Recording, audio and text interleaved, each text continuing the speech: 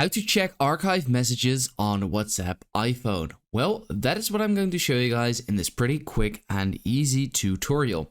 So let's get started right away. And if this video helped you out, let me know in the comments. So it's actually very easy to do. You can basically archive any chat, for example. So let's say I were to archive this chat over here. I would simply just swipe to the left, press archive.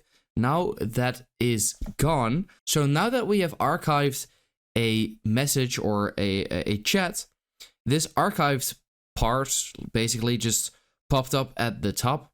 And if we click on there, we now have this archived section. So what you can do is simply swipe to the left again and press unarchive. And this will completely unarchive it, and it is now back. So if you do not have any archives, then you cannot check out your archives either, because you do not have any. And once you have archived at least one chat, that archive button will pop up at the top. So that is basically it. That's how to check archive messages on WhatsApp iPhone.